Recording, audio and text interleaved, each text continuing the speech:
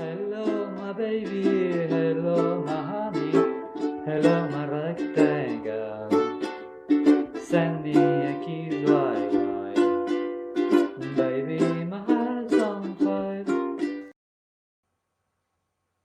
Hola, bienvenidos. En el primer episodio de esta serie dejamos en claro que la literatura fantástica no nació a mediados del siglo XX, como parecen pensar algunas editoriales grandes o algunos divulgadores pequeños. Por el contrario, autores de fantasía han existido desde que se inventó la escritura, aunque su obra está disimulada entre tantos relatos mitológicos y leyendas varias. Como comentamos en el tercer capítulo, las historias mitológicas fueron escritas para honrar a dioses, a semidioses y otros seres que se aceptaban como reales, por lo cual no califican de fantasía, aunque hoy sean humus fértil para nuestras creaciones. A modo de ejemplo les puedo señalar la saga Aquelarre, de Vanessa O'Toole y Fernanda Bertonati, en la cual los dioses egipcios tienen un papel preponderante, o la antología Dioses de Arena, cuyos relatos recuperan diferentes deidades egipcias y las acercan al mundo contemporáneo mediante la pluma de varios autores locales. Pero entonces, ¿cuándo nace la literatura fantástica? ¿Cómo podemos hallar las obras más antiguas dentro de este fascinante género literario? Les pido disculpas de antemano por lo que va a ser un capítulo muy especulativo, ya que, como su nombre lo indica, la prehistoria humana es aquel periodo de tiempo del cual no tenemos registros escritos, por lo menos que podamos leer. En el cerebro de nuestros antepasados, la zona del habla ya estaba desarrollada hace varios cientos de miles de años, como nos lo demuestran los fósiles. De esto podemos deducir que el lenguaje era lo suficientemente complejo como para diferenciar sustantivos, adjetivos, verbos y pronombres, que permitieran comunicarse a los miembros de las tribus con bastante soltura. Por otra parte, las pinturas rupestres y los objetos hallados nos demuestran que la capacidad imaginativa de nuestros ancestros estaba muy bien desarrollada hace por lo menos 20.000 años. Podemos encontrar obras anteriores, quizás hasta unos 45.000 años atrás, aunque son menos frecuentes. De este modo, si unimos un lenguaje maleable a una imaginación fértil, ambos capaces de abstraer conceptos e imágenes, no necesitamos mucho más para especular que las charlas alrededor de las hogueras no deben haberse limitado a las proezas realizadas en las cacerías o a los mitos protagonizados por dioses y seres mágicos. Es cierto que muchas de estas creaciones deben haber nacido como creencias para explicar los fenómenos naturales, para combatir el miedo a lo desconocido o para mantener en línea a los elementos más inquietos de la tribu. Así como las viviendas eran tiendas pequeñas, simples reparos contra los elementos, los patios de juego eran muy grandes y me imagino a las madres prehistóricas tratando de que sus niños regresen antes del anochecer, amenazándolos con el ser mágico con cabeza de ciervo, por ejemplo. No, aunque se hayan perdido para siempre, estoy convencido de que nuestros antepasados cromañones, neandertales y denisovanos fueron capaces de inventar relatos por el simple hecho de entretener y sorprender a sus oyentes.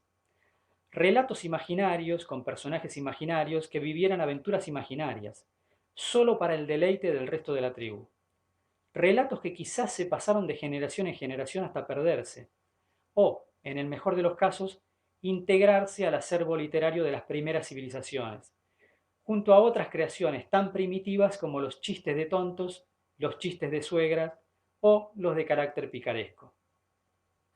Entre la prehistoria y la historia tenemos un periodo más llamado protohistoria, caracterizado por la presencia de símbolos y abstracciones tallados en piedra o pintados en cuevas, un probable lenguaje escrito que transmitía información de la misma manera que los jeroglíficos en el antiguo Egipto o los kanjis actuales en China o Japón. ¿Qué significaban estos símbolos? No lo sabemos, pero están presentes en muchas partes del mundo. Como ejemplo les puedo mostrar estos guijarros pintados hallados en una cueva de Francia que no tienen nada que envidiarles a las runas adivinatorias actuales. O también estos símbolos hallados en una cueva en Tarragona que claramente transmiten un mensaje complejo, aunque no podamos leerlo. ¿Quién sabe lo que nos contarían si pudiéramos hacerlo? ¿Quién sabe qué sagas fantásticas se transmitieron de forma oral durante cientos o miles de años, como el único entretenimiento posible en épocas tan tempranas. Quizás serían historias realistas como El Señor del Fuego, de Balbé, o Alan y los dioses de hielo, de Henry Rider Haggard, ambientadas en una prehistoria lo más cercana a la realidad de acuerdo a los conocimientos científicos de la época. O a lo mejor eran relatos mucho más fantásticos, como los de Robert Howard, que creó toda una época histórica dentro de la prehistoria, o Clark Aston Smith, que también situó muchos de sus relatos en la prehistoria. O quizá eran mejores aún, y nosotros sin poder disfrutarlos. Si alguno de ustedes tiene pensado escribir una ficción ambientada en la prehistoria, ya sea fantástica o realista, les recomiendo buscar documentación fidedigna. Bueno, cualquier historia fantástica basada en algún momento del pasado exige que realicemos una buena búsqueda de documentación.